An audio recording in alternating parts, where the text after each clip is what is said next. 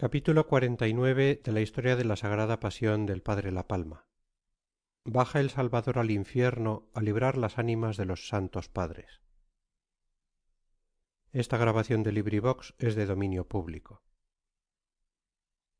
Había estado cerrada la puerta del cielo hasta que el Salvador murió. Él fue el primero, como queda dicho, que por medio de su sangre rompió el velo y dejó abierto el camino para entrar en el Sancta Sanctorum de la gloria. La sangre de Jesucristo, dice San Gregorio, es la llave del paraíso,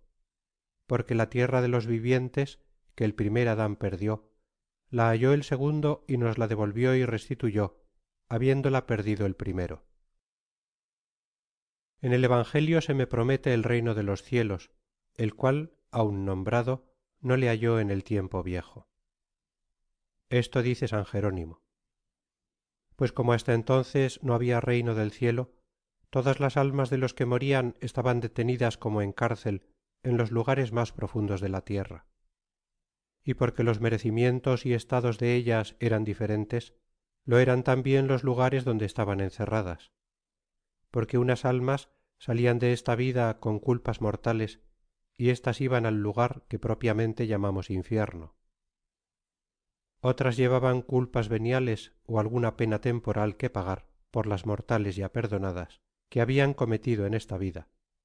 y éstas iban al purgatorio. Otras no tenían más culpa que la original, como eran las de los niños que morían sin remedio, y éstas iban al limbo de los niños. Otras había que salían de esta vida en gracia sin tener que pagar pena ninguna, pero no podían entrar en el cielo hasta que el Salvador pagase la deuda común de toda la naturaleza, y éstas iban a otro lugar o seno del infierno, que el Evangelio llama el seno de Abraham, porque en él estaba este gran patriarca, y todos los que por imitación de su fe y justicia eran hijos verdaderos suyos. De manera que porque no era posible ver a Dios antes de la muerte de nuestro Redentor,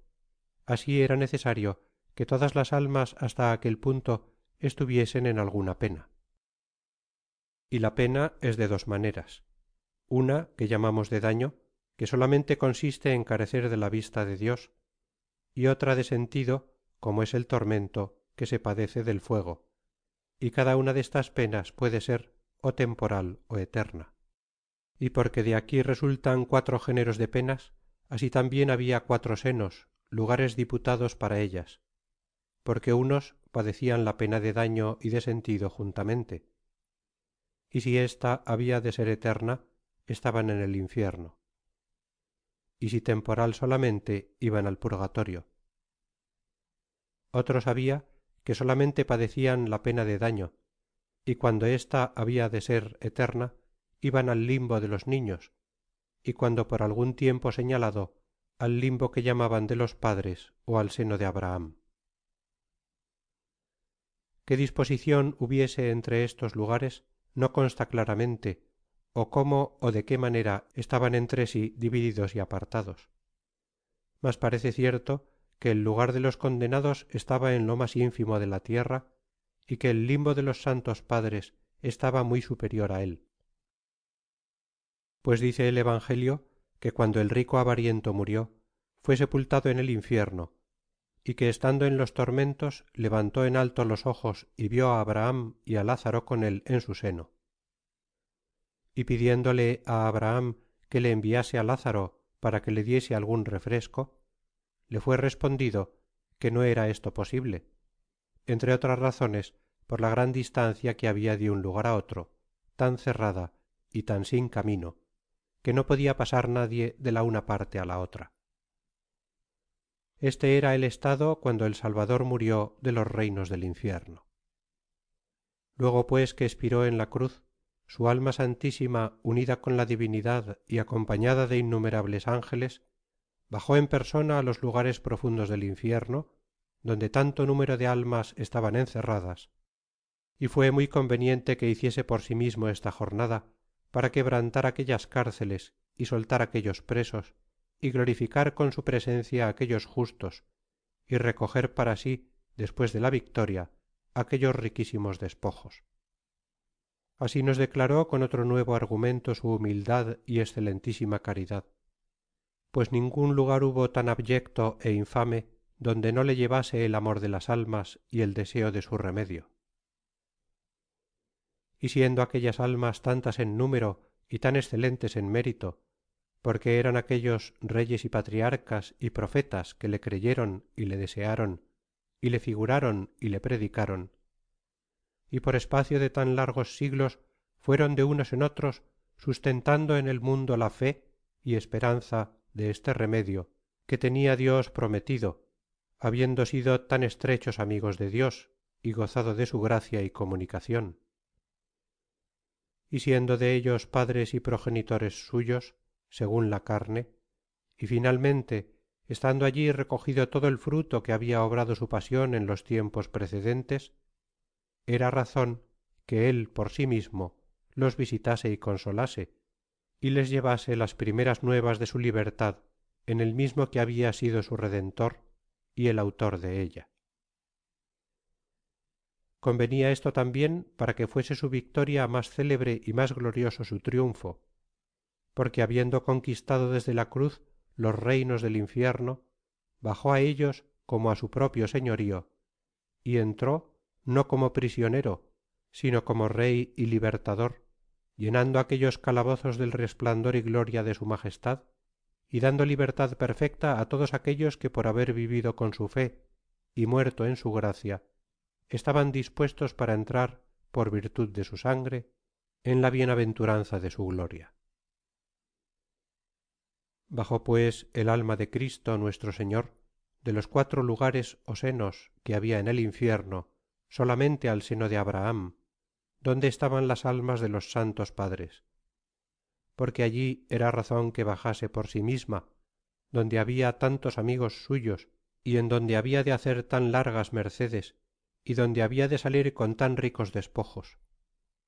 Mas no por eso dejó de visitar desde allí en cierta manera los demás lugares del infierno, manifestando en ellos su virtud con nuevos y particulares efectos, porque todos generalmente le conocieron y les fue revelada la redención que había hecho en la cruz y la dignidad a que Dios le había levantado sobre toda criatura.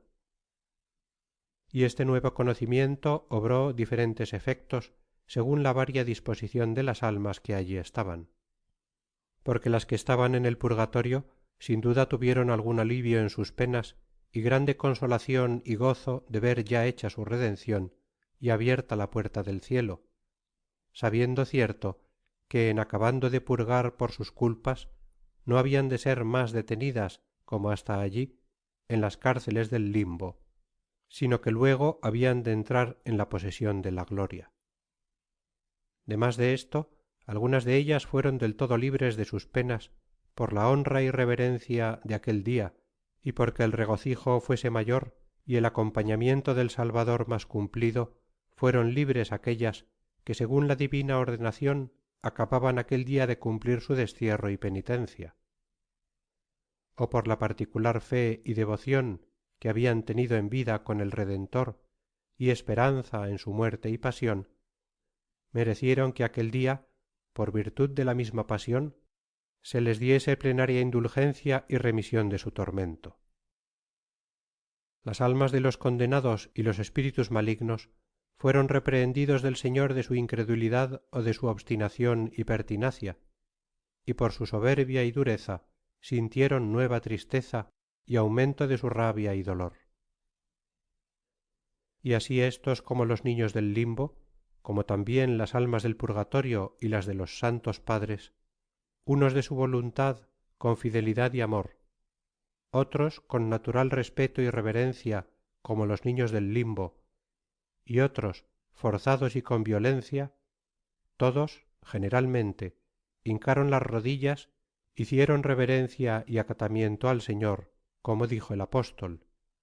in nomine Jesu omne genuflectatur coelestium terrestrium et infernorum.